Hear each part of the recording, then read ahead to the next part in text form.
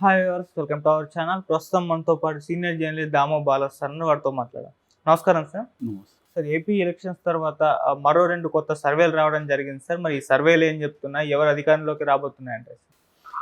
2 సర్వేలు అంటే మనం అనేక సర్వేలు వస్తూనే ఉన్నాయి. ఎలక్షన్ తర్వాత కూడా సర్వే పేరుతోనే వస్తున్నాయి. యాక్చువల్గా ఎగ్జిట్ పోల్ అనాలి వాటిని. బట్ ఎగ్జిట్ పోల్ అనేది బ్యాన్ చేశారు కాబట్టి ఎలక్షన్ కమిషను జూన్ 1 6 గంటల తర్వాత మాత్రమే ఎగ్జిట్ పోల్ అనౌన్స్మెంట్ ఉండాలి. కాబట్టి ఈ లోపల సర్వే పేరుతో ఏదో ఒకటి వస్తూనే ఉంది.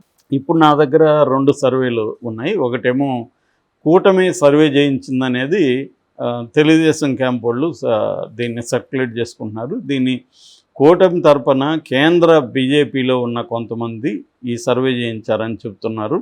బీజేపీ సెంట్రల్ టీమ్ అనేది దీనికి చెప్తున్నారు. ఎందుకంటే బీజేపీ సెంట్రల్ టీమ్స్ని ప్రతి రాష్ట్రంలో కూడా పెట్టింది. ఈ సెంట్రల్ టీమ్స్ ప్రతి రాష్ట్రంలో కూడా ఇప్పటివరకు 6 ఫేజెస్లో జరిగాయి. కాబట్టి ఈ 6 ఫేజెస్ ఎన్నికల్లో ఏ రాష్ట్రంలో ఏ ఫేజ్లో ఎలా ఉందనేది అప్పటికప్పుడు వాళ్ళు నివేదికలు తెప్పించుకుంటున్నారు, ఎగ్జిట్ పోల్స్. అట్లాగే వాళ్ళు కండక్ట్ చేయిస్తున్నారు. అలాగా ఒక టీం కండక్ట్ చేసింది ఆంధ్రప్రదేశ్లో కూడా అనేది చెప్తున్నారు. ఈ కండక్ట్ చేసిన దాని ప్రకారం ఆంధ్రప్రదేశ్లో కూటమికి టీడీపీకి మాత్రమే సపరేట్గా టీడీపీకి 100 నుంచి 110 సీట్లు వస్తాయని, జనసేన బీజేపీ కలిసి అంటే 21 + 10 31 సీట్లలో జనసేన బీజేపీ చేసింది. అందులో 18 నుంచి 20 జనసేన బీజేపీకి వస్తుందని, ఓవరాల్గా కూటమికి 120 నుంచి 130 వచ్చి కంఫర్టబుల్గా గవర్నమెంట్ ఫామ్ చేస్తుందనేది ఈ సర్వే చెప్తుంది. సో ఇక ఎంపీ సీట్ల విషయానికి వస్తే తెలుగుదేశానికి సొంతంగా 10 నుంచి 12 వస్తాయని, జనసేన బీజేపీకి 5 వరకు వస్తాయని, 2 కలిపి 15 నుంచి 17 వస్తాయని. సో ఓవరాల్గా మనం హై ఎండ్ చెప్పుకోవాలంటే 17 లోక్సభ స్థానాలు, 130 అసెంబ్లీ స్థానాలు కూటమికి వస్తుందనేది ఈ బీజేపీ సెంట్రల్ టీం చేసిన సర్వే చెప్తూ ఉంది. సో ఇది ఇప్పుడు వైరల్ అవుతూ వెళ్తూ ఉందన్నమాట. ముఖ్యంగా సోషల్ మీడియాలో దీన్ని ఎక్కువ షేర్ చేస్తున్నారు. ఇక రెండవ సర్వే ఇది రేస్ సర్వే. రేస్ సర్వేలు అనేకసార్లు మనం కూడా చెప్పుకున్నాం, రెగ్యులర్గా చేశారు వాళ్ళు. ఇటీవల లేటెస్ట్ చేసిన రేస్ సర్వేలో ఇక్కడ వైసీపీకి 132 నుంచి 138 వస్తాయని చెప్తున్నారు. ఈ రేస్ సర్వే ప్రకారం ఇటు చంద్రబాబు ఓడిపోతాడని, ఇటు పవన్ కళ్యాణ్ ఓడిపోతాడని కూడా వీళ్ళు చెప్తున్నారు. వీళ్ళు ప్రధానంగా వీళ్ళు చెప్తున్నది ఏంటంటే, ఈ పథకాలు అనేవి ఏవైతే ఉన్నాయో ఇవి దాదాపు 4 కోట్ల మందికి చేరాయి. 4 కోట్లు చేరితే అందులో కనీసం 80% ఓట్లు పోల్ అయ్యింది, తక్కువే అయినాయి కదా, 80% అయింది. మొత్తంగా లెక్కేసుకుంటే ఈచ్ నియోజకవర్గంలో లోయెస్ట్ అనుకుంటే 90 ఓట్లు, అంటే 90,000 ఓట్లు ఈ పథకాలు తీసుకున్న వాళ్ళు 90,000 లోయెస్ట్ వేసుకుంటే ఈచ్ నియోజకవర్గంలో వైసీపీకి పడ్డాయి అనేది వీళ్ళు చెబుతున్నది. ఏది పథకాలు అవి కాకుండా నాన్ పథకాల వాళ్ళు కూడా కొంత వేసి ఉండొచ్చు. పథకాలు తీసుకున్న వాళ్ళందరూ కూడా వేశారని వీళ్ళు కూడా చెప్పట్లేదు. అంటే ఫర్ ఎగ్జాంపుల్ ఓవరాల్గా తీసుకుంటే 94,000 అంటే ఈచ్ నియోజకవర్గానికి 2,30,000 ఓట్లు రఫ్గా వేసుకుంటే అందులో 2,30,000 ఓట్లలో 94,350 ఓట్లు మహిళలు అండ్ పురుషులు కలిపి. మహిళలు ఎక్కువ ఉన్నారు, మహిళలు 80% అయితే మగవాళ్ళు 50% ఉన్నారు. సో కలిపితే 94,350 ఓట్లు వచ్చాయి. అది కూడా వరస్ట్గా తీసి లోయెస్ట్ అనుకుంటే 90,000, 2,30,000 యావరేజ్లో ఈచ్ నియోజకవర్గానికి పోలే వస్తే వీళ్ళకి ఓవరాల్గా ఉంటే అందులో 94,000 వస్తాయి. అందులో అది కూడా తీసేస్తే నికరంగా 90,000 ఖచ్చితంగా అయితే వైసీపీకి పడతాయి అనేది వీళ్ళ విశ్లేషణ అనమాట.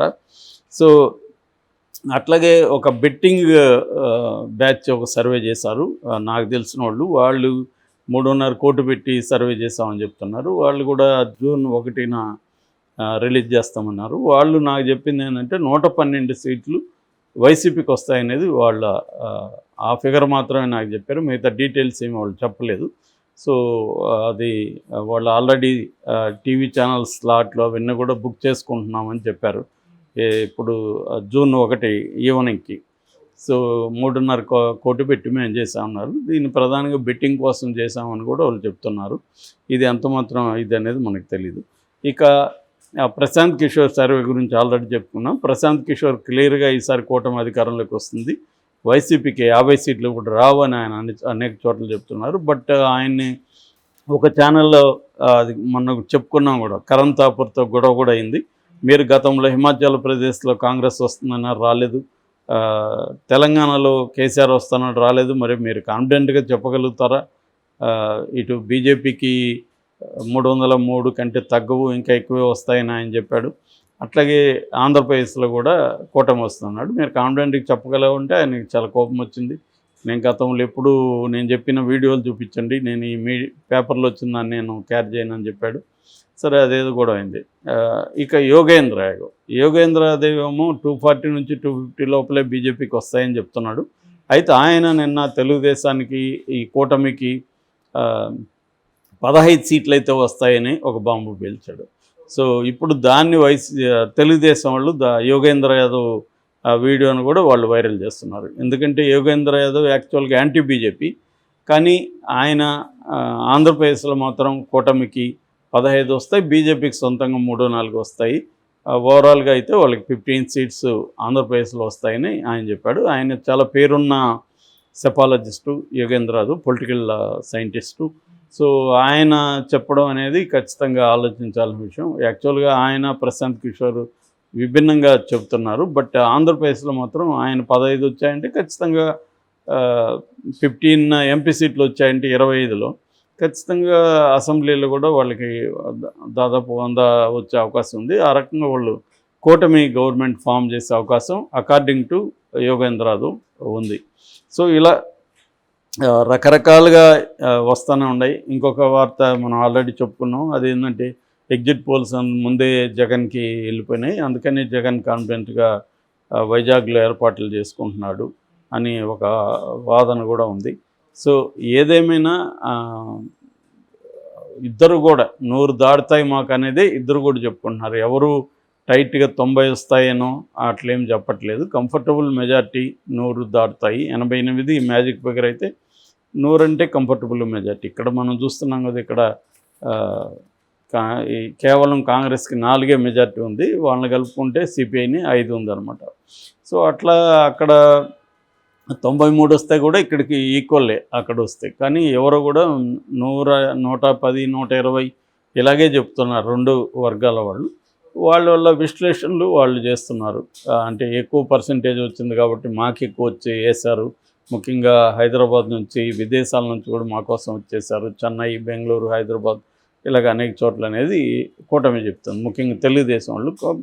వైసీపీ వాళ్ళు ఏమో స్త్రీలు, ముసలి వాళ్ళు వీళ్ళంతా కూడా ఈవినింగ్ క్యూలో నిలబడి 11 గంటలు 12 గంటల వరకు కూడా వేశారు. వాళ్ళంతా కూడా వాలంటీర్స్ బ్రహ్మాండంగా ఆర్గనైజ్ చేశారు ఎక్కడికక్కడ అనేది వైసీపీ చెప్పుకుంటున్నారు.